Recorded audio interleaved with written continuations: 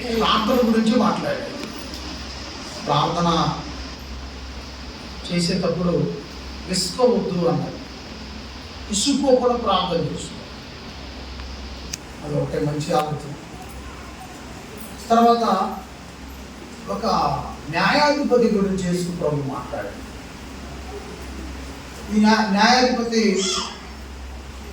దేవుని తరపున నియమించబడతాడు, ప్రజలకు పనిచేయాలి. కానీ ఇతను ఎలాంటి వాడంట, ఎలాంటి వాడిగా మారిపోయాడు? ఇతను అన్యాయస్తుడిగా మారిపోయాడు. ఇతను దేవునికి భయపడలేదు, ప్రజలకి భయపడలేదు. అప్పుడు ఒక భర్తను కోల్పోయిన ఒక తల్లి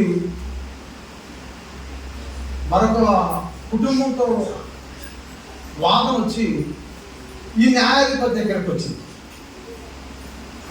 పదే పదే వస్తూ ఉంది. అప్పుడు ఆయన ఆలోచించుకున్నాడట, నేను మంచివాడు కాకపోయినా కూడా వస్తుంది, ఈసారిగా ఆమె సాయంత్రానికి నేను వస్తే ఖచ్చితంగా ఆమెకు నేను మంచి చేసి పంపిస్తానని అతను అన్యాయంగా ప్రవర్తించే న్యాయాధిపతి ఆలోచించు. కాబట్టి అన్యాయంగా ప్రవర్తించే వ్యక్తే న్యాయం చేయాలనుకుంటాడు. అప్పుడు మన దేవునికి అసలు అన్యాయం అయితే లేదు, ఆయనే అన్యాయం చేయబడ్డాడు. ఆయన ఎవరిని అన్యాయం చేయలేదు, ఆయన్నే అన్యాయం చేయాలనుకున్నారు చాలామంది. అర్థమైందో లేదో, దేవుడు ఎవరికి అన్యాయం చేయలేదు. దేవుని వలన మేలు పొంది దేవుణ్ణే అన్యాయం చేయాలనుకున్నారు. పరలోకంలోనే జరిగింది ఈ పోరాటం. దేవుడు కలిగించిన దేవదూతలు దేవుణ్ణి ఆరాధించాలి, వాళ్ళ బాధ్యత. దేవుణ్ణి ఆరాధించాల్సిన దేవదూతలు ఏం చేశారు? కొంతకాలానికి దేవుడు కూర్చున్న సింహాసనం మీద నుంచి ఆయన లాగేసి వీడు కూర్చోవాలనుకున్నారు, ఈ దేవదూతలు కూర్చోవాలనుకున్నారు. అప్పుడు దేవుడు ఇవన్నీ మహాశక్తిమంతుడు కదా, ఇవి కనుక్కొని అక్కడ నుంచి ఆ దేవదూతల్ని చీకటి బిలములోకి పెట్టేశాడు. పరలోకంలో ఉన్నప్పుడు దేవదూతలు చీకటి బిలములోనికి నెట్టేసినప్పుడు ఏమైపోయినాయి? దెయ్యాలుగా మారిపోయాయి. దెయ్యాలుగా పరలోకంలో ఉంటే వాళ్ళ స్థానం ఏంటి? దేవదూతలు. చీకటి బిలములోనికి పరలోకంలో నెట్టి వేసిన తర్వాత వాడి స్థానం ఏంటి? దెయ్యాలుగా మారిపోయాయి. ప్రపంచ దేశంలో తిరుగుతున్న దెయ్యాలన్నీ పరలోకం నుంచి నెట్టివేయబడ్డ దెయ్యాలు కోకొలలుగా ఉన్నాయి మన చుట్టూ. ఆ దెయ్యాలు దేవుని వ్యతిరేకించినటువంటి దెయ్యాలు. ఒకప్పుడు దేవుని దగ్గర దేవదూతలుగా పేరు కాంచి దేవుని స్తుతిగానాలతో ఆరాధించినటువంటి దేవదూతలు ఒకప్పుడు.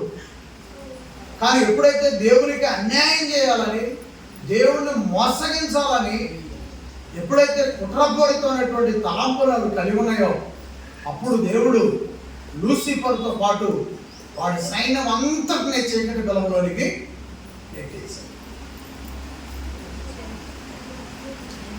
కాబట్టి దేవుడు నీకు నాకు పూర్వకాలం నుంచి కూడా మనకు ఆయన న్యాయం చేస్తానే ఉన్నాడు. ఆయన ఎప్పటికీ అన్యాయం చేసేవాడు కాదు. అదే చెప్తున్నాడు యేసు ప్రభు. ప్రభు ఇట్లానే అన్యాయస్తుడైన న్యాయాధిపతి చెప్పిన మాట వినుడి.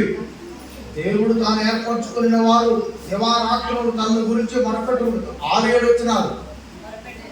తన గురించి మొరపెట్టుకుంటుండగా వారికి న్యాయం తీర్చడా, ఆయన వారికి త్వరగా ఏనగా ఆయన వారికి త్వరగా న్యాయం తీర్చును. త్వరగా న్యాయం తీర్చు. కాబట్టి ప్రియులారా, దేవుడు ఎంత మంచివాడు యేసు ప్రభు వివరిస్తాడు. ఆ తర్వాత దేవాలయంలో ప్రార్థన గురించి చూస్తున్నామా? 2 వ్యక్తులు. మొదటి వ్యక్తి పేరు చెప్పగలుగుతారా? అమ్మ చదివింది బైబిల్. మీరందరూ కూడా బైబిల్ చదవండి, ఇంటికి వెళ్ళి నేను అందించినటువంటి బోధ నీకు పరిపూర్ణంగా అర్థం కావాలంటే ఇంటికి వెళ్ళిన తర్వాత బైబిల్ చదువుకోవటం మంచిది. నాగేశ్వరరావు గారు అనుకోవచ్చు, నా మనవాళ్ళు ఎత్తిన వాడికి బడికే పోలేదు, నాకు చదివేవాళ్ళు ఇవ్వలేదు. మరి అంతే ఆయన చదివి పెట్టేవాడు. ఆ అమ్మాయి వేరే వాళ్ళు చదువుకుంటూ లేదు అడిగేది.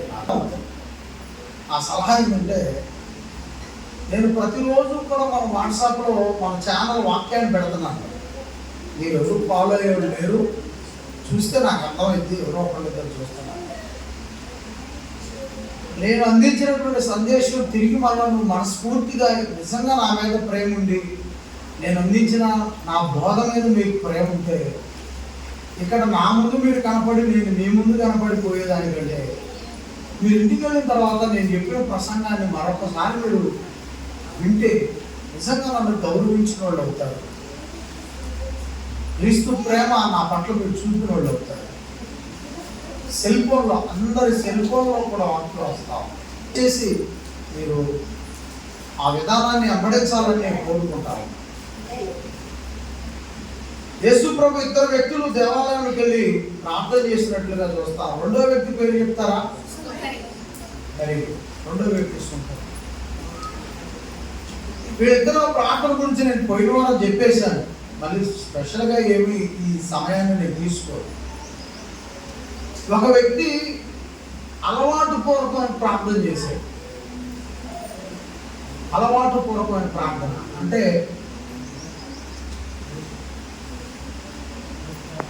అలవాటు పూర్వకమైన ప్రార్థన చేయటం వలన తర్వాత దీనిలో ఇంకొక పాయింట్ ఏంటంటే తగ్గింపు లేని ప్రార్థన చేశాడు. రెండోది ఏంటంట, మొదటిది ఏంటంట అలవాటు పూర్వకంగా చేశాడు. రెండవది ఏంటి, తగ్గింపు లేదు. సరే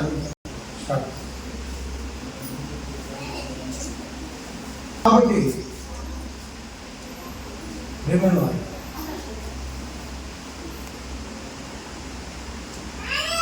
అప్పుడు యేసుక్రీస్తు వీళ్ళిద్దరి గురించి ఏమేమి మాట్లాడుతా ఉన్నాడు? వాళ్ళిద్దరి గురించేనా ఇక్కడ మనకు సంబంధించిందేనండి? ప్రభు చెప్పిన విషయాలు మనకు సంబంధించినవేనా? ఖచ్చితంగా మనకు సంబంధించి. నీకు హెచ్చింపు చాలా హెచ్చింపు అనేది దేవుడికి చాలా దూరం చేస్తుంది. నేను అది నన్ను ఫాలో అయితే సరే, ఎవరి వలన పలుమార్లు నేను కించపరచబడింది ఎవరి వలన అంటే, యేసు తెలియని వ్యక్తులు నాతో పాటు ఉండని వ్యక్తులు అయి ఉంటే అది నాకు చాలా సంతోషం అయి ఉంటుంది. నన్ను కించపరిచినందుకు నేను సంతోషపడాను. కానీ నేను ప్రార్థిస్తే, నేను బోధిస్తే, నా చేతుల మీదుగా బాప్తిసం ఇస్తే, వాళ్ళు కించపరిస్తే, వాళ్ళు కించపరిచే స్థాయికి వచ్చారంటే వాళ్ళు ఏ రకంగా హెచ్చించుకుంటున్నారో నేను అంచనా వేయగలను. ఎందుకంటే నేను పలుమార్లు చదివి ఉన్నాను ఈ పాఠాన్ని. వాళ్ళకి తెలియదు ఆ సంగతి. వాళ్ళు లోపల ఎంత హెచ్చించుకుంటున్నారో అని నేను అనుకుంటున్నానే అన్నది వాళ్ళకి తెలియదు. వాళ్ళ లోపల ఉన్నది నాకు తెలిసిపోతారు.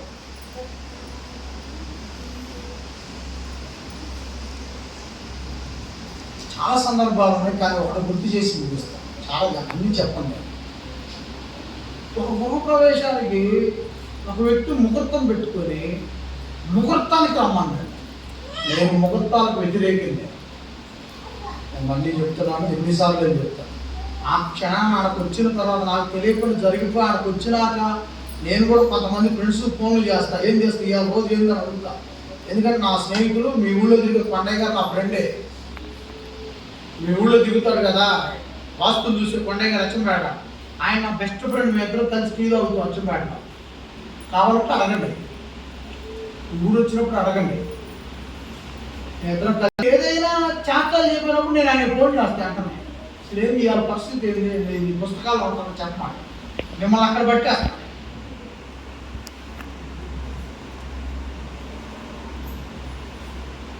సో కాబట్టి దాన్ని ఇష్టపడబాకండి. నీ ముందు ఎలా ఏం జరుగుతుందో దాన్ని చూసుకో. ఈరోజు కళ్ళు తెరిచాం, దేవుడు మనల్ని ఆశీర్వదించింది. ఇంకా దానికి నువ్వు మంచి చెడుని పెట్టుకున్నావు అనుకో, దేవుడు, నేను చాలాసార్లు చెప్తున్నాను, ఆయన గొప్పవాడని చాలాసార్లు చెప్తున్నా, కానీ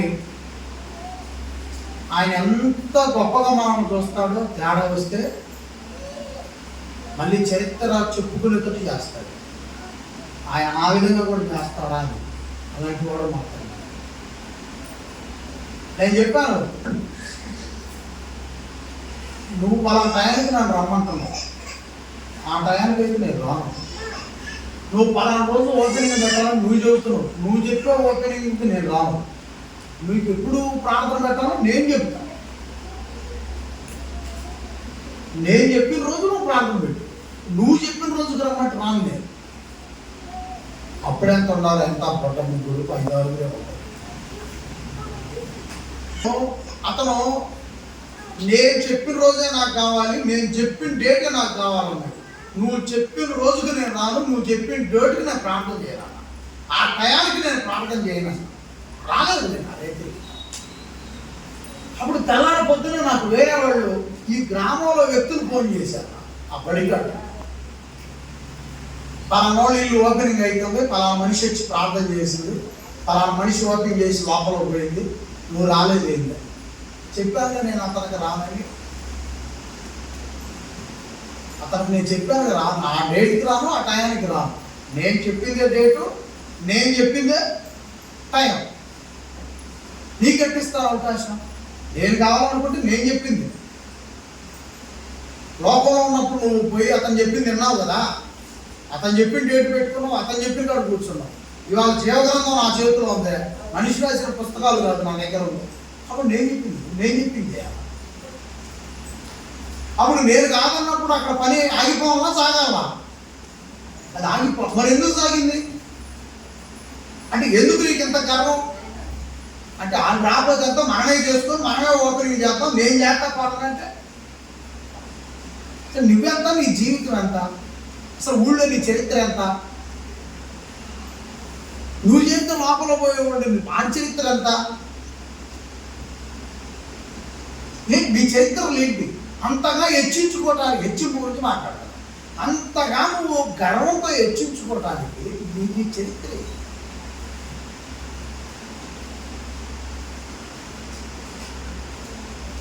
సువార్త చెప్పడానికి కూడా పనికిరావు. నువ్వు బాప్తిసం తీసుకున్న పార్టీ సువార్త చెప్పడానికి కూడా నీకు అవకాశం లేదు. పాపాలు విడిచిపెడితేనే సువార్త చెప్పాలి. పాపాలు చేస్తూ సువార్త చెప్తే అదొక పాపం. అది సువార్త ఏదైనా చెప్పాలి, బయట యేసు గురించి చెప్పాలి అని అంటే నువ్వు పాపాలు వదిలిపెడితేనే నీ మాటలు తీసుకుంటాడు ప్రభు, సమాజం గౌరవిస్తుంది. నువ్వు పాపాలు చేస్తావు చెప్పమంటే అది సమాజానికి అంగీకారంగా ఉండదు.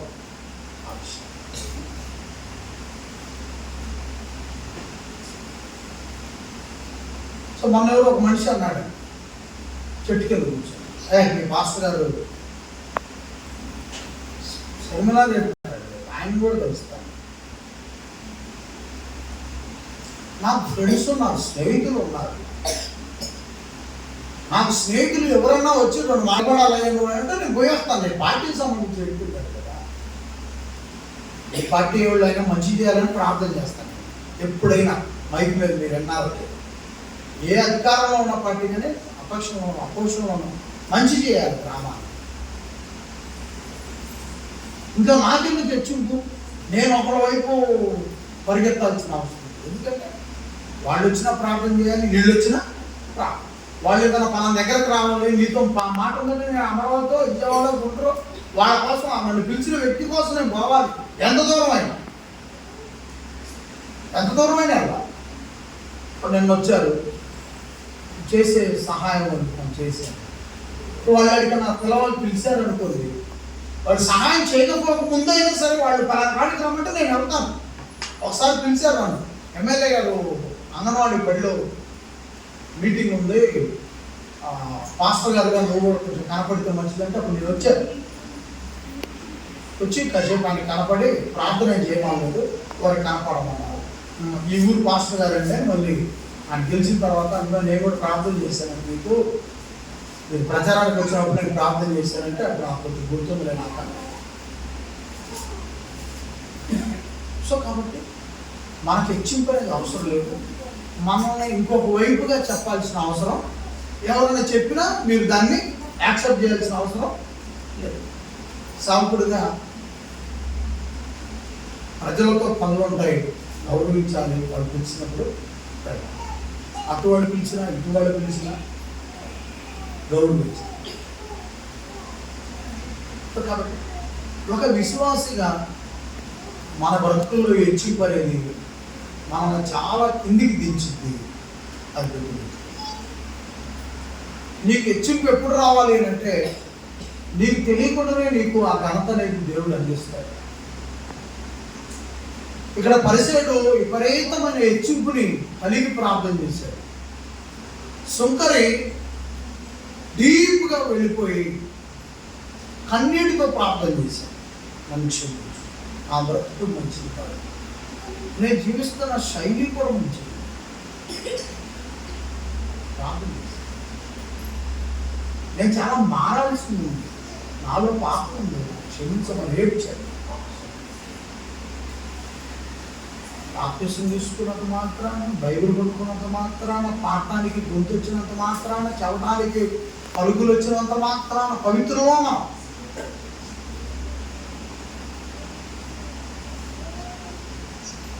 నేను అందుకే చెప్పేది, ప్రతిరోజు కూడా ఈ సుంకరి ప్రార్థన మన జీవితంలో ఉండాలి. పాపాలు చేస్తున్నాం అని కాదు, మనం ఏ పాపాలు చేసి వచ్చుకొని అట్లా చేయాలి అని కాదు. నేను పాపాలు చేస్తున్నాను కాదు, ఆ మారు మనసు అనేది ప్రతిరోజు అవసరం. అహంకారం అనేది జరపడింది అనుకోండి, మన ప్రార్థన గర్విష్టంగా తయారైపోతుంది. ఇంకా ప్రార్థన దేవుడు ఏం కాదు. కాబట్టి మన ప్రార్థన తగ్గిపోయి ఉండాలి.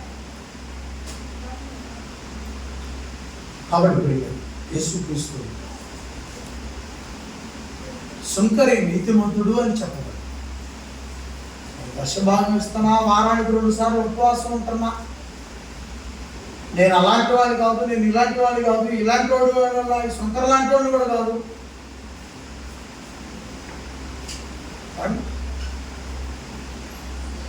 కాబట్టి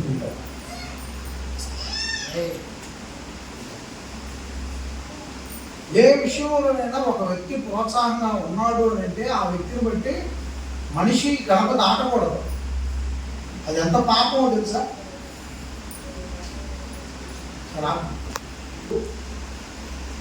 చిన్నపిల్లలను చూపించారు. కొంతమంది చిన్నపిల్లలను తీసుకొని వచ్చి ప్రభు ఆ పిల్లలను ఆశీర్వదించాలని తల్లులు ఆతృత పడుతుంటే,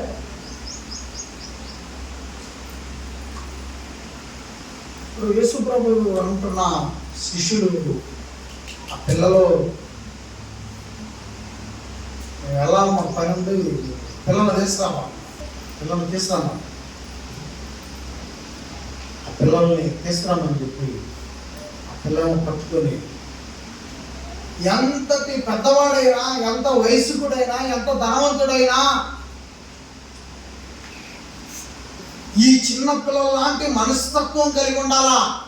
యేసుక్రీస్తు నేర్పిస్తున్న బోధ, నీకు తగ్గింపు అనేది ఉండాలా.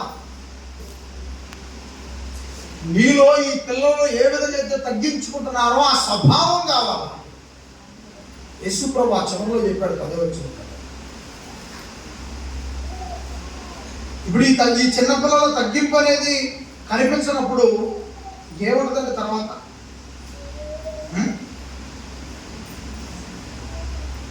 16వ వచనం, అయితే యేసు వారిని తన వద్దకు పిలిచి, చిన్న బిడ్డలను ఆటంకపరచవద్దని వారిని నా వద్దకు రానీయుడు, దేవుని రాజ్యం ఇలాంటి వారిదే.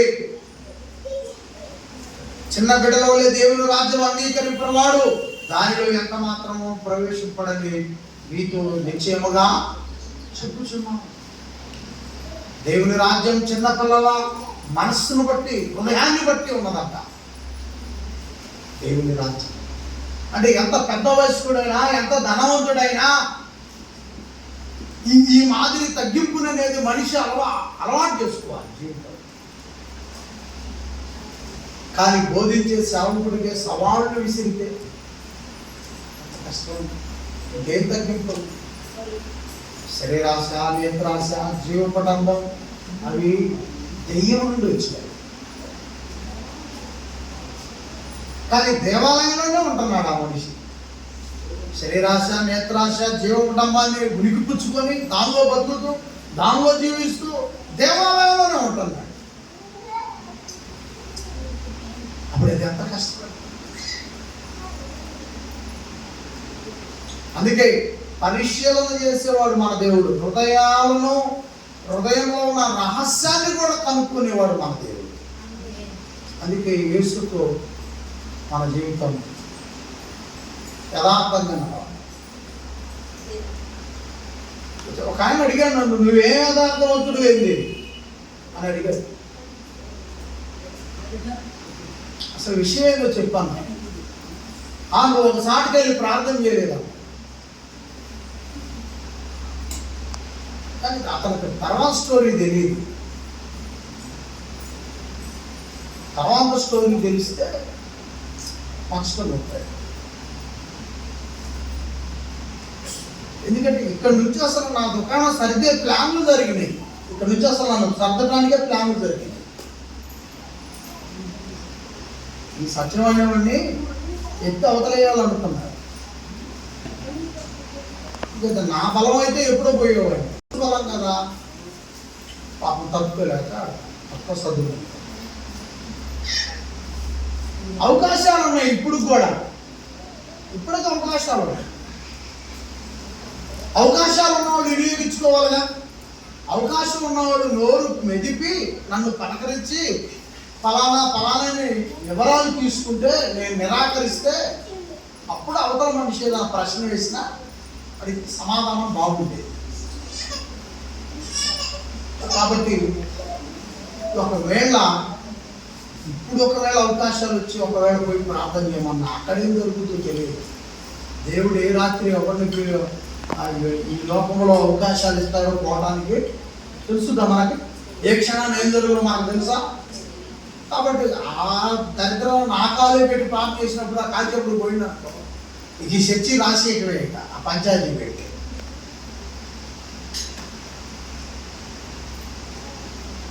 ఇష్టం లేని అత్తమామలతోనే కట్టుకున్న కోటలు ఉంటుందా. నువ్వు అవసరం అయితే డాబా ముసలోళ్ళు వచ్చుకొని దాని పక్కన రేకులు వేయండి అంటుంది. డాబా మీరు ఉంచుకోండి, ఆ గోడకి ఏమేయాలంట అవతల బతుకుతుంది. ఆ మంచం ఆ ఇల్లు ఆమె స్వేచ్ఛగా ఉంటాయి.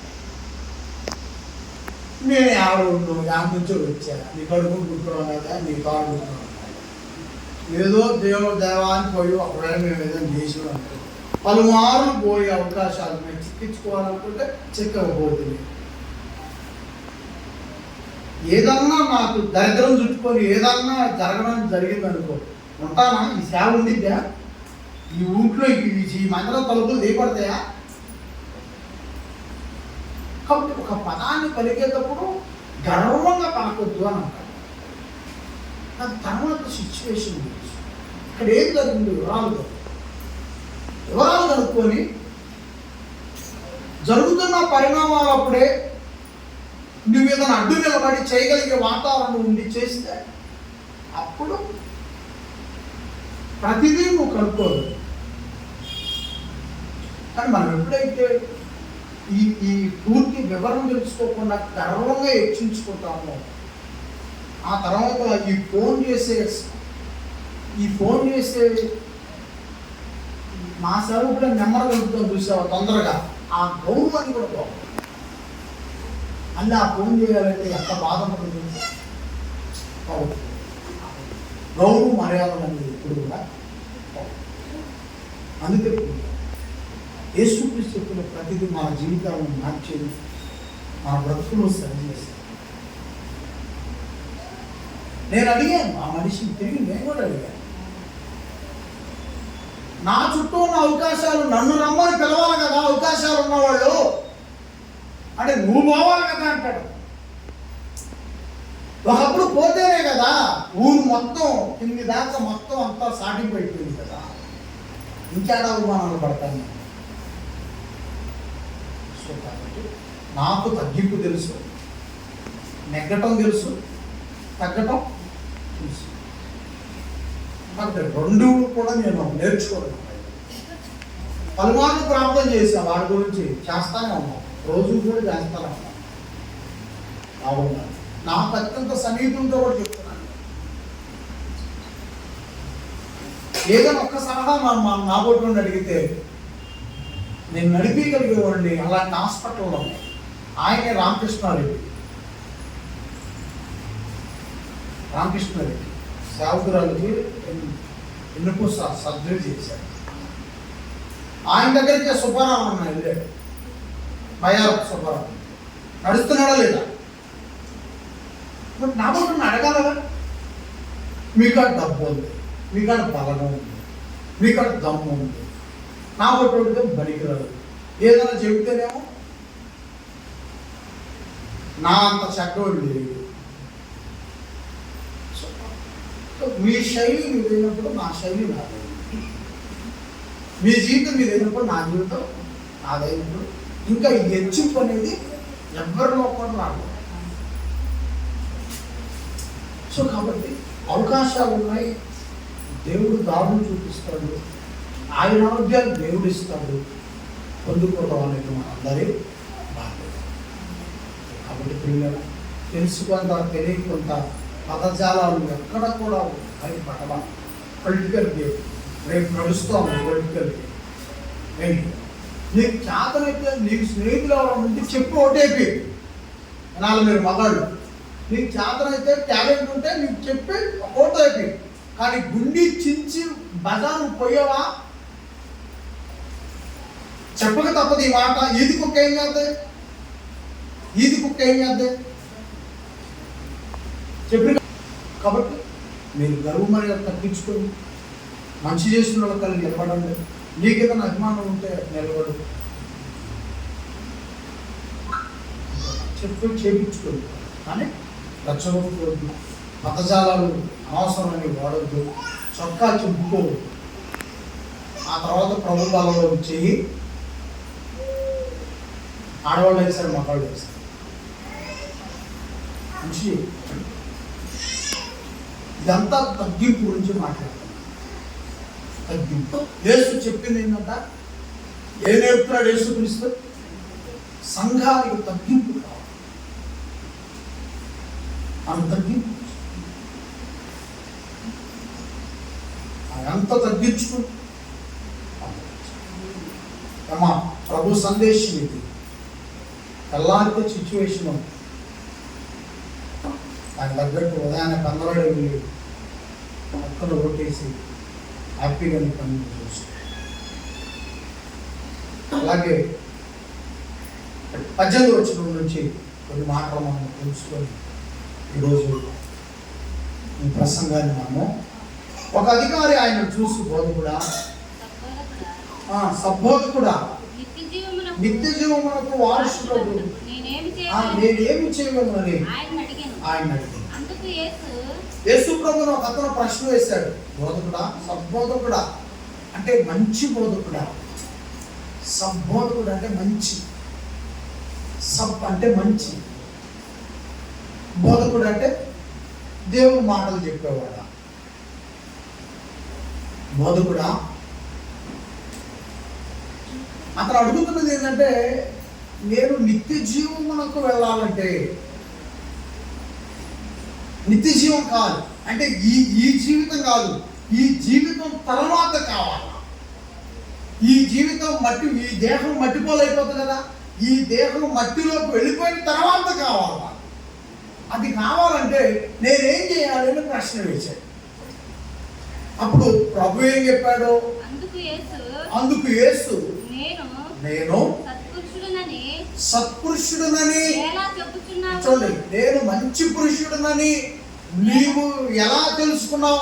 నువ్వు ఎలా చెప్పగలుగుతున్నావు? నేను మంచి బోధకుడిని, నేను మంచి మనిషినని నువ్వు ఎలా చెప్పగలుగుతున్నావు, ఎలా అనగలుగుతున్నావు అని ప్రభు అతను ప్రశ్నించాడు. దేవుడు ఒక్కడే తప్ప మరి ఎవడును సత్పురుషుడు కాడు. వ్యభిచరింపవద్దు, నరహత్య చేయవద్దు, దొంగిలెళ్ళవద్దు, అబద్ధ సాక్ష్యము పలకవద్దు, నీ తల్లిదండ్రులను సన్మానింపుము, ఆజ్ఞలను ఎరుగుదువు కదా అని అతనితో చెప్పాను. యేసు ప్రభువు చెప్పాడు, ఇవి 10 ఆజ్ఞలు ఉన్నాయి కదా, ఈ 10 ఆజ్ఞలను నీవు తెలుసుకున్నావు కదా అని ప్రభువు అతనికి వివరించాడు. అందుకతడు 21 అండి. అందుకతడు అంటే నిత్య జీవం అడిగిన అతను, నిత్య జీవం నాకు కావాలని అడిగినప్పుడు యేసు ప్రభు చెప్పాడు, వ్యభిచరించవద్దు, దొంగిలించవద్దు, అబద్ధాల సాక్ష్యాలు చెప్పవద్దు, మీ తల్లిని సన్మానించము, ఈ విషయాలు చెప్పాడు యేసు ప్రభు. ఓకే, బాగానే ఉండండి ఈ సంగతులను అనకుండా మళ్ళీ అతను మరొక ప్రశ్న వేశాడు. ఏమని అడుగుతున్నాడు, ఏమని సమాధానం ఇస్తున్నాడు ప్రభువుకి? 21 అందుకు అతడు బాల్యము నుండి వీటన్నిటిని అనుసరించుతూనే ఉన్నానా నేను. అంటే ఇవి నాకు కొత్తగా నువ్వు చెప్పేది ఏముంది? ఏమన్నాడు యేసు ప్రభుని ఏమన్నాడు? నువ్వు నాకు కొత్తగా చెప్పాలా? ఎప్పటి నుంచి ఇటు పాటిస్తున్నాడట? బాల్యం అంటే ఇంకో వీడి వయసు బాల్యం, వీడికి 10 ఏళ్ళు దాటిగా నాకంతే 13 ఆ ప్రాంతం నుంచి అవగాహన. అప్పటి నుంచే వీటన్నిటి గురించి తెలుసుకున్నాడు. అప్పుడు యేసు ప్రభు అప్పుడు వాడికి బిత్తరపోయే సలహా ఇచ్చాడు. అతను బిత్తరపోయే సలహా ఇచ్చాడు. ఏంటంటే సలహా? యేసు ప్రభు తిరిగి మళ్ళీ ఏం చెప్పాడు? యేసు విని నీకింకా ఒకటి కొదువుగా ఉన్నదే. ఏది? అతను సంపాదించుకున్న వాటిలో కొదువుగా ఉందంటవా? 100 గొర్రెలు ఉన్నాయి, 100 మేకలు ఉన్నాయి, 100 పశువులు ఉన్నాయి, ఇంకేదో ఒకటి కొదువుగా ఉంది. అది ఏంటంటావు? ఇంకొక 100 ఆవులు ఉంటే బాగుంటుంది, అంతేనా? మరి ఏం తక్కువైంది అతనికి? అతను అన్నీ చేస్తున్నాడు, వ్యభిచరించట్లేదు, అబద్ధ సాక్ష్యాలు చెప్పట్లేదు, దొంగతనం చేయట్లేదు, వాళ్ళ అమ్మ నాన్న బాగానే చూసుకుంటున్నాడు. ఈ సంగతులన్నీ అతనికి ఎప్పటి నుంచి తెలుసంట? మాట్లాడాలా? ఈ విషయాలన్నీ అతనికి ఎప్పటి నుంచి తెలుసంట? మరి ఇక్కడ పర్ఫెక్ట్ ఉంది కదా. మరి యేసు ప్రభు వల్ల ఒకటి తక్కువగా ఉంది అంటున్నాడు. ఏంటి? ఒకటి తక్కువగా ఉంది అంటున్నాడు. చదువుదాం. అది ఒకటి తక్కువగా ఉంది నీకు అన్నాడు. ఒకటి కొదువుగా ఉన్నది, నీకు కలిగినవన్నీ అమ్మి పేదలకిమ్ము, అప్పుడు పరలోకమందు నీకు ధనము కలుగును, నీవు వచ్చి నన్ను వెంబడించమని అతనితో. ధనం ఉంటుంది నమ్మకం ఉన్నవాళ్ళు చాలా మంది దాచుకో ధనము కలుగు.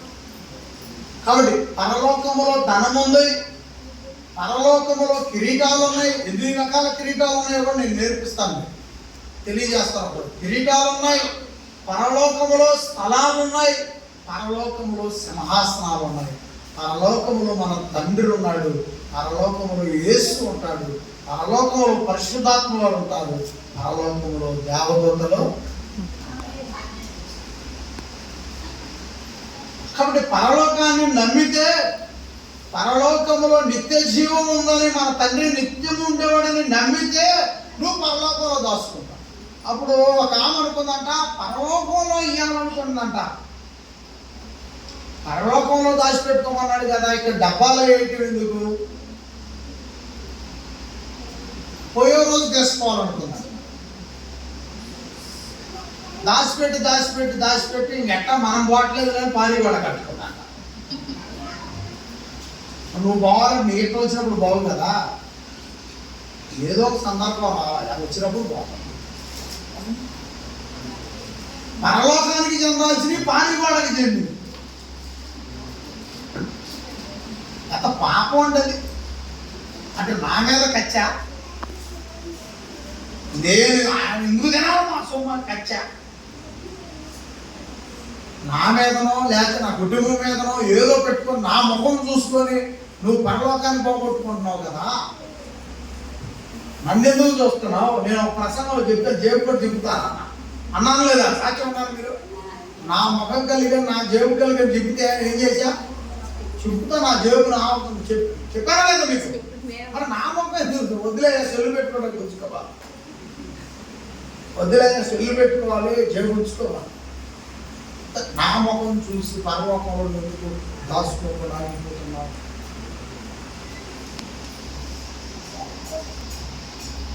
అప్పుడు జీవనం అంచిపోతారు వెంటనే నుంచి పాపలోనే ఈ ప్రసంగాలు నిమిషం కూడా ఆ హృదయంలో నిలబడవండి, నిమిషం కూడా ఉండాలా.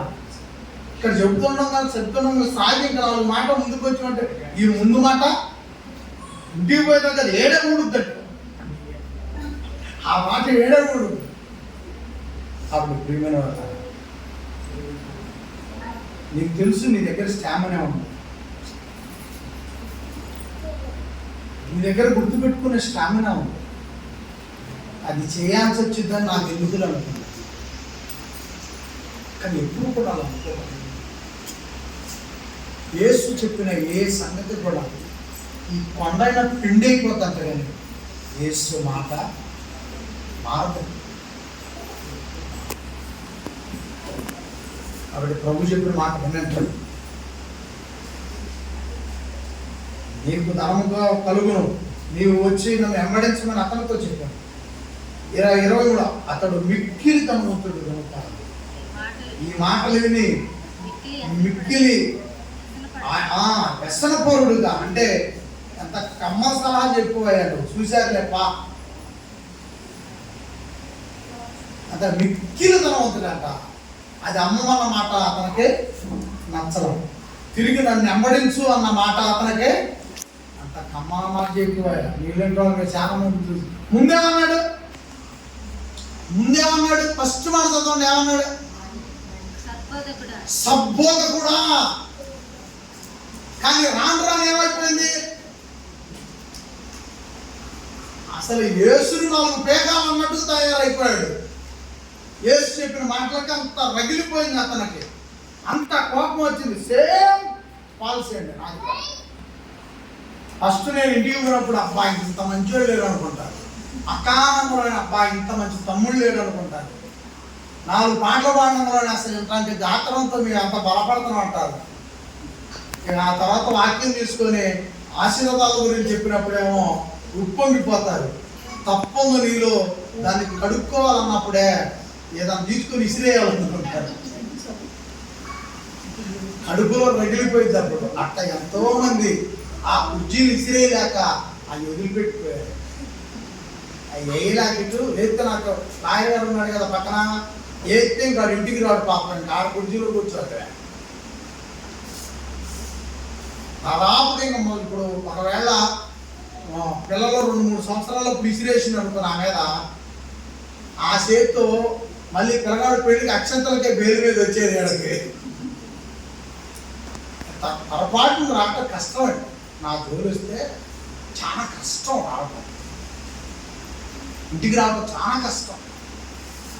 యావనాస్తులు అమ్మి దారపోయారు అంతే. ఏ చెయ్యి అయితే ఎసిరిద్దో ఆ చెయ్యి ఇంకా పిల్లగాళ్ళ పెళ్లికి రిక్వెస్ట్ చేసి 1-2 రోజులు బెయిల్ మీద రాత్రి అడిగారు, అందరూ బాగున్నారా అప్పుడు మా ఇంటి దగ్గర. బాగానే ఉన్నాం, జైలు నుంచి 3 రోజులు బెయిల్ మీద వచ్చినట్టుందమ్మా. వాళ్ళ అంతే ఉందండి బాబాది. ఆ జైలు ఏం చేయలేదు, ఆ గుంటూరు నేను చేయలేదు అంట. రాత్రి బయట మంచాలు వేసుకుంటే హాయిగా ఉండదు. ఫస్ట్ అన్న మాటలకి యేసు చెప్పిన వివరాలకి అతను రగిలిపోయింది. అంటే ఇక అక్కడి నుంచి ఏం చేశాడంట? అక్కడి నుంచి అతను యేసు మీద విపరీతమైన కోపంతో అక్కడి నుంచి వెళ్ళిపోయినట్లుగా మనము చూస్తాం. యేసు అతన్ని చూసి చూడండి 24 వచ్చినాం. యేసు అతన్ని చూసి ఒక స్టేట్మెంట్ ఇస్తున్నాడండి. ప్రభు దేవుడు స్టేట్మెంట్ ఇస్తున్నాడు. ఇక్కడ ఉన్న వాళ్ళందరూ కూడా ఏనండి, 2 లక్షలు దాటిన వాళ్ళందరూ కూడా ధనవంతులే. ఎన్ని లక్షలు? 2 లక్షలు దాటిన వాళ్ళు అందరూ ధనవంతులు ఇక్కడ ఉన్నవాళ్ళు. ఎవరెవరి దగ్గర ఉండే పేరు చెప్పన్నా కూడా చెబుతాను. అయితే మిమ్మల్ని అంత అవమానపరచడం నాకు తెలుసు కాబట్టి అందరికీ చెప్తున్నాను. నేను 2 లక్షలు దాటిన ప్రతి ధనవంతుడికి యేసు హెచ్చరిక. యేసు అతన్ని చూసి ఆస్తి గలవారు దేవుని రాజ్యములో ప్రవేశించుట ఎంతో దుర్లభము. ఏది? తన పిచ్చితో ఉంటే, యేసు చెప్పేది వినకుండా ఈ పిచ్చితో ఉంటే పరలోకం పోవటం అనేది ధనవంతంగా ఉన్నాను. స్థానం యేసుకుండి తగ్గించుకుని ఉంటే దానికి యేసు ప్రభు మరో మాట ఏది పోతుంది. ఎప్పుడైతే ధనం ఉండి ధనమే ఈ లోకంలో నన్ను చలాయింపజేస్తుంది అని అనుకుంటే చాలా కష్టం. పరలోకం అనడం అనేది చాలా కష్టం. మారు మనసు కావాలి, రక్షణ కావాలి. అతను నిత్య జీవం కావాలని అడిగాడు ఇక్కడ. అదే అడిగిందేమో. నిత్య జీవం అడిగాడు ముందు. తర్వాత నీకున్నది అమ్మేసేయి, నన్ను వెంబడించు అనగానే ఆ నిత్య జీవం వద్దు, నాకు ఏమవుతుంది, నేను మాత్రం నువ్వు చెప్పిన పని వెళ్ళిపోయాడు. నాకు నిత్య జీవం వద్దని వెళ్ళిపోయాడు. కాబట్టి ఎంత పొలం ఉన్నా, ఎన్ని డబ్బులు ఉన్నా, ఎన్ని ఆభరణాలు ఉన్నా అవి ఉండాల్సిన స్థానంలో వాటి నుంచి నీవు దేవుని దగ్గర కూర్చొని వాక్యం వింటే నువ్వు దేవునికి మొదటి స్థానాన్ని ఇస్తావు, దేవుడు కూడా నీ జీవితానికి స్థానాన్ని ఇస్తాడు. అవి కాకుండా ఇతరుల గర్వాంధులుగా ఉండి మొదట ఒక ప్రేమ, వివరాలు చెప్పిన తర్వాత రెండో ప్రేమ, మొదట అద్భుతమైన ప్రేమ చూపించాడు యేసు పట్ల. నా పట్ల కూడా అద్భుతమైన ప్రేమ ఉంది మొదట, కానీ రాను ఏమైపోయింది, ఇక్కడ కూడా ఏమైపోయింది, యేసు పట్ల అద్భుతమైన. అందుకే యేసు జీవితానికి నా ప్రభువుకు జరిగిన అవమానాలు నాకు కూడా చాలా జరిగింది. నేను కూడా అవి నాకు జరిగింది. అవి జరిగినా పర్వాలేదు అనుకున్నాను. నేను క్రీస్తు శ్రమలలో కొంచెమైనా పాలుభాగస్తుని అవ్వాలి అనేది నా ఆశ. ఏసంత నేను చేయలేదు, అందుకే ఎవరిని ఏమి అంటలేదు, వాతావరణానికి వదిలేస్తాను. అవి పిల్లరా వీలైనంత ఈ సహవాసంలో ఉండాలి అంటే ఈ ప్రసంగాలు వినాలి, ఇలాంటి ప్రసంగాలు తట్టుకోవాలి, ఇలాంటి ప్రసంగాలకు నిలబడాలి. నిలబడ్డప్పుడే మనము యేసు కొరకై కొంత మేరకు నిలబడము. యేసు అతను చూసి ఆస్తి గల వారు దేవుని రాజ్యంలో ప్రవేశించుట ఎంత దుర్లభమో. 25 ధనవంతుడు దేవుని రాజ్యంలో ప్రవేశించుట కంటే సూది బెజ్జం. సూది అందరూ తెలుసు కదండి, సూది అందరూ తెలుసు కదా. పాత బట్టలు చిరిగినప్పుడు కుట్టుకుంటాం కదా, ఆ సూది యొక్క బెజ్జంలో ఉంటంట పెద్ద అంటే దూరి అవతల పోతుంది. అంటే సూది బెజ్జంలో ఉంట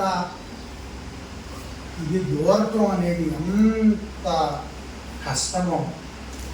ధనవంతుడు తన పిచ్చి పట్టినోడు హెచ్చించుకున్న ఆడపిల్లైనా మగపిల్లవాడైనా పరలోక రాజ్యంలో వెళ్ళటం అంతే కష్టం.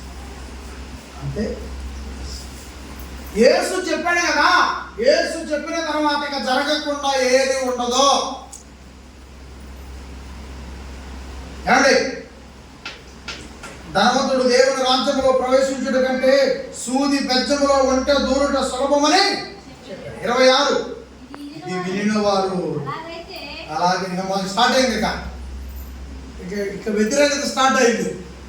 ఇది వినిన వారు అలాగైతే ఎవరు రక్షణ పొందగలరు అని అడగక ఆయన జాగ్రత్త వినాలి. యేసు ప్రభు చెబుతున్న మాటలు జాగ్రత్త వినాలి. నేను చాలా మంది మాటలు మాట్లాడేటప్పుడు నా పదాలు విని చాలా మంది తెలియక అనుకుంటారు, ఇంత గర్వాంధుడు అనుకుంటారు. ఇంత గర్వాంధుడు ప్రతిదీ రెక్లెస్ లేకుండా మాట్లాడుతుంది. మనుషులు గౌరవీయటమే తెలియదు, మనుషులు రాబట్టుకోవడమే, మనుషుల్ని రాబట్టుకోవడమే తెలియదు. మనుషులను రాబట్టుకుంటే సమస్త వచ్చిన మనుషుల్ని సరైన వాక్యంతో తీర్చిదిద్దితే సంఘం. ఇప్పుడు క్రీస్తుకు సంఘం కావాలా, సమస్త కావాలా? యేసు క్రీస్తు వస్తే సమస్తను ఎత్తకపోతాడా, సంఘం ఎత్తకపోతాడా?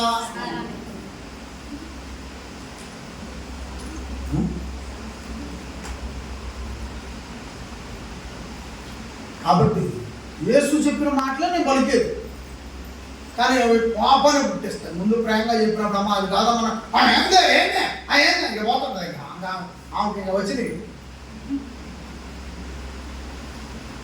ఫస్ట్ డైలాగులు ఉన్నాయి చెప్తామా, కానీ అవి నచ్చాలి కదా. నచ్చక చాలామంది మగాళ్ళు కానీ ఆడపిల్లలు కానీ రెచ్చిపోతారు అనమాట. ఆ టైంలో నువ్వు రెచ్చిపోయినా నా వైఖరి అనేది మార్చుకోండి, నువ్వు నా మీద కోపంతో వెళ్ళినా నా వైఖరి అనేది మార్చుకోండి. కారణం ఏంటంటే నాకు ఆధారం ఏంటంటే బైబిల్. నీకు తెలియక నువ్వు మాట్లాడతావు, తెలిసి నేను మాట్లాడు. అది ఇట్లా ధనవంతుడు దేవుడు రాజ్యంలో ప్రవేశింపరని చెబితే ఎవరయ్యా యేసు ప్రభు, ఎవరు రక్షణ పొందుతారు? యేసు ప్రభు ఏం మాట్లాడుతున్నావు నువ్వు అన్నాడు. ఆ రెండు వాళ్ళందరూ అడిగారు, ఏదయ్యా నువ్వు మాట్లాడేది అసలు? ఇట్లయితే జనాన్ని మనం రాబట్టుకుంటామా? జనం రక్షణ పొందుతారా? నీ భాష మార్చుకోవాలి, నీ బోధ మార్చుకోవాలని అడుగుతారా యేసు ప్రభుని? అప్పుడు అడిగారు, ఏమన్నారట? అతడు మిక్కిలి ధనవంతుడు కనుక 25 26 ఇది ఇన్నివారు అలాగైతే ఎవరు రక్షణ పొందగలరని అడుగగా యేసు ప్రభు నిలదీశారు. ఎవరైనా ఇంకా రక్షణ పొందేది? ఈ ప్రసంగాలు చెబితే జనం ఉంటారా? ఇక్కడ ఎవరు ఉండరు, ఎవరు రక్షణ పొందేవాడే లేదని చెప్పారు. అప్పుడు యేసు ఏమైనా సమాధానం ఇస్తున్నాడు? 27 ఆయన యేసు ప్రభు సమాధానం చెప్తున్నాడు, మనుషులకు అసాధ్యములైనవి దేవునికి సాధ్యములని చెప్పారు. ఆమేన్ చెప్పండి. యేసు మాటలకు అందరూ చప్పట్లు కొట్టాలా? కొట్టాలి, పుట్టగా చప్పట్లు కొట్టి యేసుని కనపరుస్తుంది. ఆమేన్ చెప్పండి. దేవునికి అసాధ్యం, మనుషులకు ఒకవేళ అసాధ్యమేమో కానీ దేవునికి ఏమైందట? సాధ్యం. నేను పలుమార్లు చెప్తున్నాను, ఈ సేవకి అధినేతను అనుకుంటున్నారు మీరు. అందుకే చాలా మంది మిమ్మల్ని మీరే మోసం చేసుకుంటున్నారు. ఈ పరిచర్యకి నన్ను అధినేతం చేస్తున్నారు మీ జీవితాల్లో. ఈ పరిచర్యకి నన్ను అధిపతిని చేసి మీ జీవితాలను మీరు తక్కువ చేసుకుంటున్నారు. మరలా చెప్తాను, భూమి ఆకాశం ఉన్నంత కాలం ఇది నీకే ఉంటుంది, ఇది నీకే ఉంటుంది. దీనిపైన సైన్యాధిపతి మన తండ్రి, అధికారి యేసు ప్రభు, సాకారి పరిశుద్ధాత్మ. చప్పట్లు కొట్టడం పెద్దగా అంతే తప్ప నడిపించే విషయంలో నేను ఉన్నాను పరివారిగా. ఒకవేళ నువ్వు ఇచ్చే సలహాది కరెక్ట్ కాకపోతే నేను ఇచ్చే సలహాది కరెక్ట్ అయితే, నేను చెప్పిందే కరెక్ట్ అయితే బైబిల్ కనుసారం నేను చెప్పిందే. ఎందుకంటే నీకైనా నాకైనా మనకు దారి చూపించేది ఏంటి? బైబిల్. నువ్వు బైబిల్లో ఏడో ఒక అక్షరం గుర్తు పెట్టుకుంటావు. బైబిల్ నేను ఆధార నుంచి ఇద్దరికి దాదాపుగా కొన్ని కాకపోయినా పుణ్యంగా నాకు అవకాశం అది కావచ్చు. కాబట్టి దాదాపు బైబిల్ని అనుసంధానం పెట్టుకుని నేను కార్యక్రమాన్ని ముందుకు తీసుకోమని చెబుతాను. అదే నా సలహా. నేను వెళ్ళిపోయాను గుంటూరు, మందిరం వేడా ఉన్నావు, నాతో పాటు పెట్టిపోయాను. సో కాబట్టి నేను ఎంత దూరం వెళ్ళినా మందిరం వేడావు.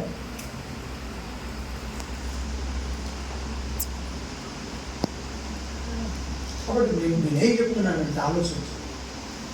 ఇదే వారం ఈ డబ్బాలో ఎంత పడ్డాయో మీరు అందరూ చూస్తారు. నేను తీసుకొని వెళ్ళిపోతాను. కూర్చున్నాడు ఎవరు కూడా ఎవరు మిగిలిపోరు.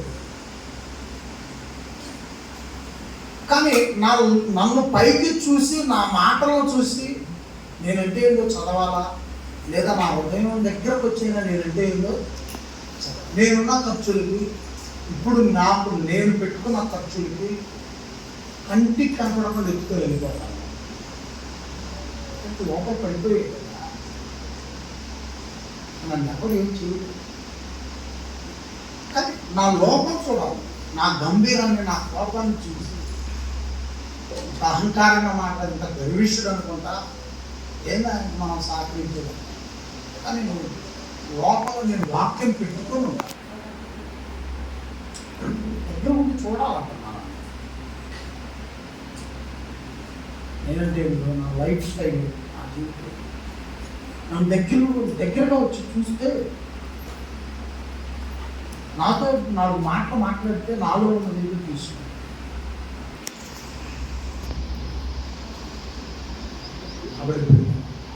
ఇది పర్వతానికి సంబంధించిన ఆస్తి, ఇది నాకు నా కుటుంబానికి సంబంధించిన ఆస్తి. ఇది యేసు, ఇది తండ్రి. ఇది ఇప్పుడు చెప్తున్నాను, ఎప్పుడైనా భూమి ఆకాశం ఉన్నంత కాలము ఇది పరలోకానికి సంబంధించిన ఆస్తి. ఇక్కడ పెట్టు, నీకు దేవుడు అక్కడ ఉంచుతాడు. ఇది పరలోకపు ఆస్తి. ఈ పరలోకపు ఆస్తిలో నువ్వు ఇక్కడ పెట్టు, దేవుడు నీ కోసం నా కోసం పరలోకంలో దాచి పెడుతున్నాడు. అని నేను చెప్తున్నానా, యేసు చెప్పాడా? నేను చెప్పానా, యేసు చెప్పాడా? నా మాట అయితే నమ్మకపోవచ్చు, ఎందుకంటే నేను ఎత్తుకొని పోవచ్చు. కానీ యేసు చెప్పిన మాట నిత్యం, ఆయన మాట నిత్యం. కాబట్టి అంది వచ్చిన ప్రతి అవకాశాన్ని పరలోకపు సంబంధమైన ఆస్తుల మీద పెడితే దేవుడు మనకు పరలోకంలో ఉంచుతాడు. అంతే కదండి. కానీ ఈ పరలోకపు అవకాశాలను మనం ఏదో అందిపుచ్చుకుందాం అనుకుంటే మనకు పరలోకంలో. కాబట్టి దేనికి ఎప్పుడు ఎలా వాడాలో బైబిల్ చెప్పింది. బైబిల్ చెప్పిన ప్రకారం ఉండాలి. మనం ఏవి తినడానికి తీసుకోవాలో, ఏవి అవసరాలకు పెట్టాలో బైబిల్ మనకి నేర్పిస్తుంది. ఏవి పనులు ఉంచాలో, ఏవి తినటానికి తీసుకోవాలో నాకు జ్ఞానం ఉంది. యేసు నేర్పించాడు నాకు ఆ జ్ఞానం. నేను చేయగలను పని. కానీ నా మాటలు బట్టి, నాలో ఉన్న ఒక వేలిదనం, గట్టిదనమైన మాటలు బట్టి నీ క్వాలిటీని కోల్పోవా, నీ ఏక నిర్ణయాన్ని కోల్పో. ఏమండి, చివరిగా ముగిస్తున్నాను. కొన్ని మాటలు చెప్పి ముగిద్దాం. యేసు చెప్పాడు, మనుషులకు అసాధ్యములైనవి దేవునికి సాధ్యములని చెప్పాడు. పేతురు, ఇదిగో మేము మాకు కలిగినవన్నీ విడిచిపెట్టి నిన్ను ఎంబడించింది మనగా. యేసు పేతురు గారు అడుగుతున్నాడు. పేతురు గారు ఏమని అడుగుతున్నాడు? మాకు కలిగినవి విడిచిపెట్టి నిన్ను వెంబడించింది మనగా. ఆయన దేవుని, యేసు ప్రభు తిరిగి ఏమని సమాధానం చెప్తున్నాడు? ఆయన యేసు ప్రభు దేవుని రాజ్యము నిమిత్తమై ఇంటినైనను, భార్యనైనను, అన్నదమ్ములనైనను, తల్లిదండ్రులైనను, పిల్లలనైనను విడిచిపెట్టిన వాడు ఎవడైనను ఇక ముందు చాలా రెట్లు పరమందు నిత్య జీవమును పొందకపోవడని నిశ్చయముగా మీతో చెప్పుతున్నానని వారితో నేను. ఇక ముందు విడిచిపెట్టకపోతే పరలోకమందు రావు. ఇల్లు అయినను చెప్పాడండి వరుస, ఇంటినైనను, దేవుని రాజ్య నిమిత్తమై ఇంటినైనను, భార్యనైనను, అన్నదమ్ములైనను, తల్లిదండ్రులైనను, పిల్లలనైనను విడిచిపెట్టిన వాడు ఎవడనో ఇహమందు చాలా రెట్లు పరమందు నిత్య జీవము పొందకపోడని. అది ఇహమందు చాలా రెట్లు పొందడట, ఇక్కడ కూడా పొందడట, పరలోకంలో కూడా పొందడు. కాబట్టి ప్రియులారా, దేవుని కోసం నువ్వు విడిచిపెట్టిన పనులు ఏదైతే విడిచిపెడతావో, నీలో ఏ అలవాటైతే ఉందో దేవునికి నచ్చండి, దాన్ని విడిచిపెట్టు, దానికి రెట్టింపు ఆశీర్వాదాలు పొందుకుంటావు. ఏదైతే నీకు కష్టంగా ఉందో ఈ రోజు కష్టంగా, ఆ కష్టంగా ఉండాలి అక్కడ విడిచిపెట్టి. చాలా మంది ముఖాలన్నీ కష్టంగా ఉన్నాయి కానీ విడిచిపెట్టి ఇక్కడ చాలా మంది ఈ నా దగ్గర ఉన్నాయి పట్టుకోండి, ఇవే పట్టుకోండి, విడవటానికి విడిచిపెట్టడానికి ఇష్టపడవండి. ఎందుకంటే ఎన్ని కొడుకునేది ఇతనే కదా, ఇతనే చెప్పుతున్నాను వారితో. ఆయన 12 మంది శిష్యులను పిలిచి, ఇదిగో యెరూషలేమునకు వెళ్తున్నాము, మనుష్య కుమారుడి గురించి ప్రవక్తల చేత రాయబడిన మాటలని నెరవేర్చబడును, ఆయన అన్ని జనులకు అప్పగింపబడును. యేసు ప్రభు మరణం గురించి చెప్తున్నాడు. యేసు ప్రభు మరణం గురించి, యేసు ప్రభు సిలువ వేయబడే విధానాల గురించి మత కుర్జీవుడు మాట్లాడుతున్నాడు. ఎవరు మాట్లాడుతున్నాడు?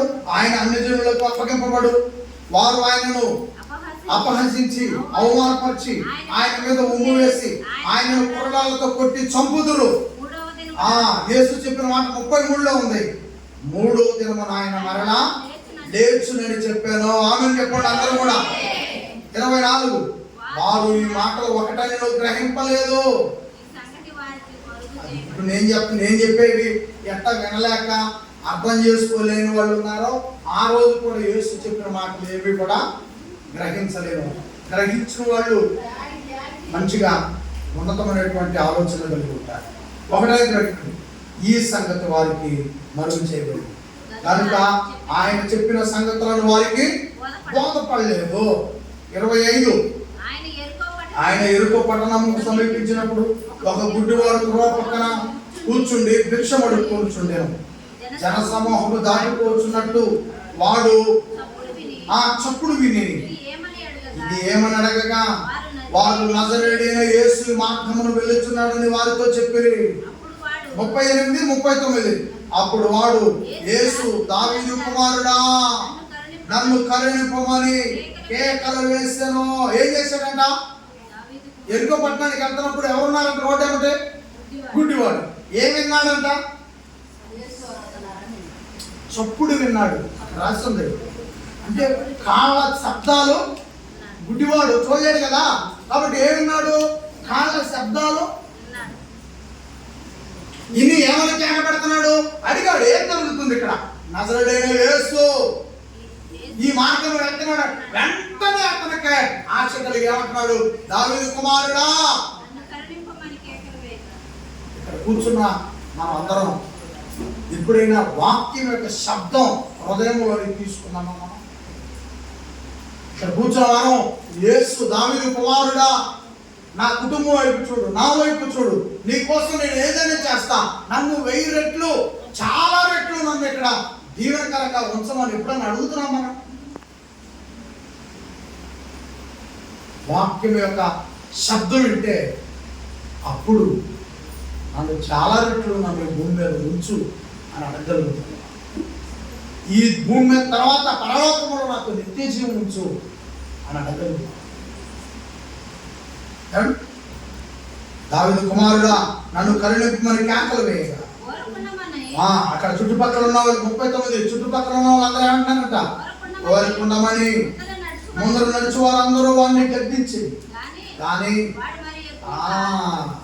అతను ఇంకా కేకలు కట్ట మొదలు పెట్టాడు. నమ్మకం, యేసు ఏదైనా చేయగలడని అపారమైన నమ్మకం. ఎక్కువ కేకలు పెట్టాడు. దావీదు కుమారుడా నన్ను కరుణింపమని కేకలు వేశాడు. అంతటా యేసు నిలిచేదా కేకలు పెట్టాడండి. ఆమె చెప్పండి. అది కళ్ళు లేకపోయినా గొంతు ఉంది కదా, ఉద్యోగం లేకపోయినా దేవుడు పనిచేసే చేతులు ఉన్నాయి కదా, పనిచేస్తనే లేదా? కాబట్టి ఉద్యోగం నుంచి చేయగలిగితే ఉద్యోగం నుంచి, పనికి పోయి చేయగలిగితే పనికి పోయి, నోరు ఉంది కదా చెప్పగలిగితే చెప్పటం, జీవితంలో మంచి ప్రవర్తన కలిగి ఉండటం, యేసును నీ వైపు చూసేటట్టు చేసుకోవాలి. యేసును మన వైపు చూసేటట్టు చేసుకోలేకపోతే మనము మనం ఎన్నుకున్నటువంటి భక్తి జీవితంలో నిష్ప్రయోజకులు దినదినవానికి నిష్ప్రయోజకులుగా మారుతున్నాము అని అర్థం. రాకపోతే వచ్చాం ఉత్సాహంగా, ఒక మొక్క వేసాం, అది సంవత్సరానికి నెల నెలకి ఎదిగితే ఆనందమా? వేసిన ప్రతి మొక్క కూడా ఎండిపోతే ఆనందమా? వేసిన మొక్క 4 ఆకులు వేస్తా కొమ్మై చెట్టు పెద్ద వృక్షం అయితే మనకి ఆనందం. అలాగే యేసులోనికి నువ్వు ఒక విత్తనంలో వచ్చావు. యేసులోనికి విత్తనంలో వచ్చి నువ్వు చెట్టు 4 ఆకులు వేయకపోయినా, ఒక కొమ్మ వేయకపోయినా, ఒక చెట్టు అవ్వకపోయినా, ఒక వృక్షం అవ్వకపోయినా నిష్ప్రయోజనమే కదా. యేసు నీ వైపు చూసుకునేటట్టు నీ ప్రవర్తన, నీ మాటలు, నీ గొప్పలో, నీ జీవితం, నా జీవితం, నా గొప్పలో, నా ప్రవర్తన యేసు మన వైపు చూసేటట్టు చేసుకోకపోతే నిష్ప్రయోజనమే కదా అని అడుగుతున్నాను నేను. నిష్ప్రయోజనమే కదా. గుడ్డివాడు కళ్ళు లేవు చెవులతో కాళ్ళ చప్పుడిని కేకలు పెట్టాడు. యేసు వీడు వెళుతున్నాడని సంగతి తెలుసుకున్నాడు. యేసు నిలబడేంత వరకు కేకలు వేశాడు. యేసు అతని వైపు చూసేంత వరకు అరిశాడు. వాళ్ళు ఏమంటారు పక్కన, గుడ్డి మొహవాడ అరవక. వాళ్ళు అనేక ఏం చేస్తున్నాడు, ఇంకా అసలు గొంతు ఎంత ఉందో అంత వరకు అరవటం. ఇక్కడ ఎక్కడన్నాడు? చెవులతో విన్నాడు. ఎవరి చప్పుడు? ప్రజల కాళ్ళ చప్పుడు విన్నాడు. కానీ గొంతుతో యేసు తన చెవితో తన గొంతు వినగలిగేటట్టు అరిచాడు. అర్థమైందా లాజిక్? అతని చెవులతోనేమో కాళ్ళ చెప్పుడు విన్నాడు, విషయం తెలుసుకున్నాడు. అతని గొంతు చెవు యేసు చెవిని పడేటట్టుగా అరిచాడు. అదండి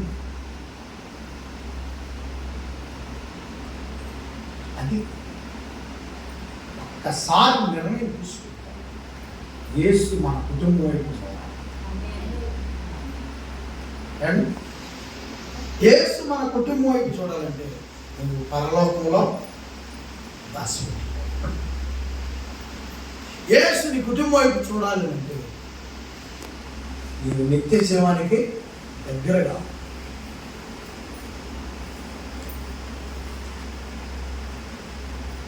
కార్యం జరిగిందో యేసు ప్రభు వదిలిపెట్టిపోయాడు. చివరిగా చూసి ముగితా. యేసు నిలిచి అతను నా వద్దకు తీసుకొని రండి. వాడు దగ్గరకు వచ్చినప్పుడు 41 వచ్చిన వాడు దగ్గరకు వచ్చినప్పుడు యేసు ప్రభు అడుగుతున్నాడు, నేను నీకేమి చేయబోతున్నానని వాడు అడుగుగా, వాడు ప్రభువా ఉన్న విషయం చెప్పేశాడు. ప్రభువా సూపు పొందబోతున్నానని. అంటే జనమందరూ యేసు నీకు చూపిస్తాడు పొమ్మన్నారా? నోరు మూసుకొని కూర్చో గుడ్డడా అన్నారా? అందరూ నోరు మూసుకొని కూర్చోమన్నారు. ఒక్కడు కూడా యేసు కళ్ళిస్తాడు, లేచి రానా మేము తీసుకొని పోతామని ఎత్తుకొని పోయారా అని. కళ్ళు లేకపోయినా అతను నమ్మాడు. యేసు వెంట రోజు తిరుగుతున్న వాళ్ళు నమ్మలా.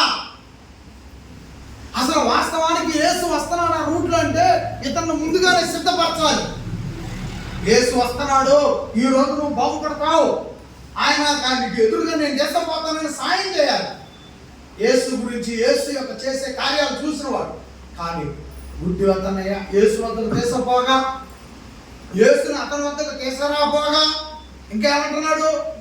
అతనే నమ్మి కాళ్ళ శబ్దాలు విని, అతనే నమ్మి యేసుకి ఇతను గొంతు శబ్దం వినపడేటట్టు అరిచి మళ్ళీ యేసుని నిలబెట్టేటట్టు చేసుకొని ఏమండి ఒంటరి పోరాటంతో అతని విజయం అతనే పొందాడు. ఎవరు సాయం? కాబట్టి ఎవరో వస్తారు, సాయం చేస్తారు, నాకేదో జరిగిపోతాయి, నాకు వాళ్ళు చేస్తారు, నాకు వీళ్ళు చేస్తారు అనుకో. ఏ ప్రభుత్వం వచ్చినా ఒకటే మనం చేసేది, తీసుకున్న పొలం తొన్నర తప్పదు, వానపడవలో ఎత్తనం వచ్చగా. కాబట్టి దేవుడి వాళ్ళు నీకు విషయాలు ప్రభుత్వాలు ఇస్తాయి, అవి కొద్ది మాత్రం ఇస్తాయి. కానీ దేవుడు మాత్రం నీ బీరువ నిండే విధంగా ఇస్తాడు. చెప్పడామని చెప్పండి.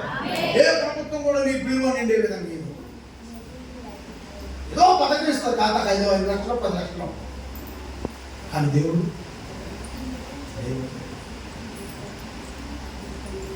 ఎన్ని రకాలుగా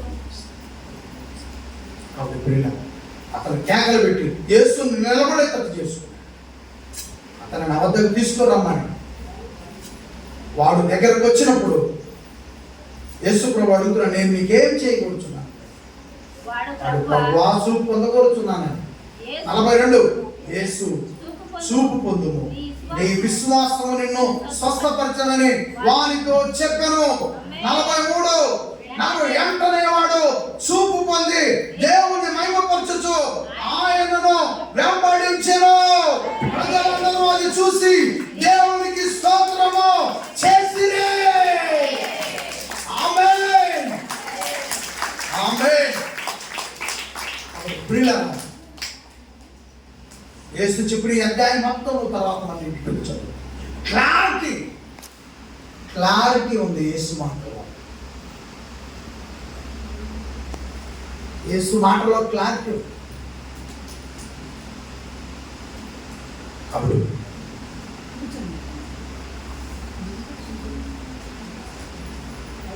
సరే అండి, మీ దగ్గర క్యాలెండర్లో కూడా ఉంటుంది, అందరూ వచ్చవచ్చు. 96:10 చివరిగా ముగిద్దాం. యెహోవా ఉందండి ఆ మాట ఉందా? 96:10 తీసారా?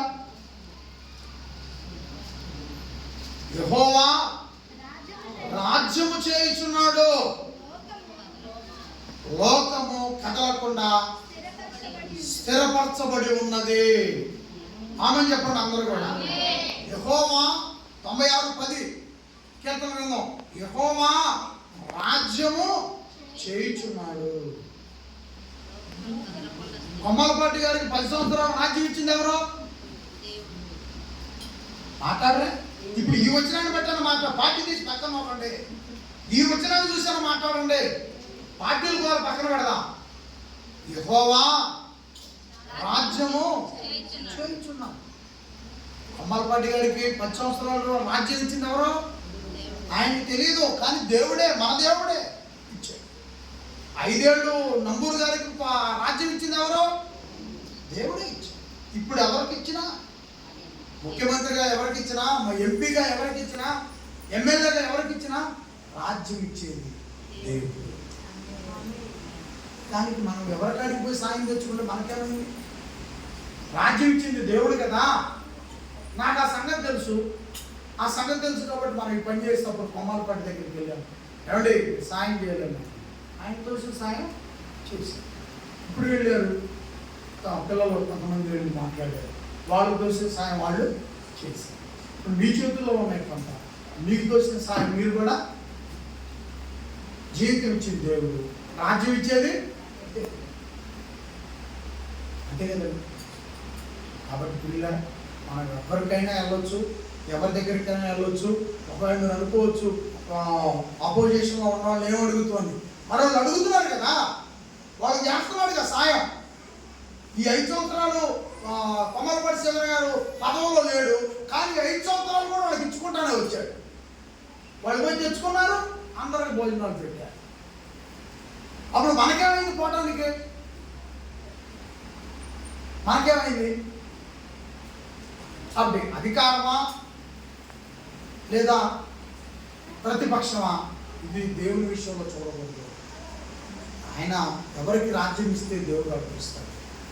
మనము కలిసికట్టుగా ఉండాలి, సాధ్యమైనంత వరకు పని మంచి నాయకులుగా తయారవ్వండి. అప్పుడే దేవుడు అనేది సహాయం చేస్తాడు. అలాగే కొన్ని విషయాలు మొత్తం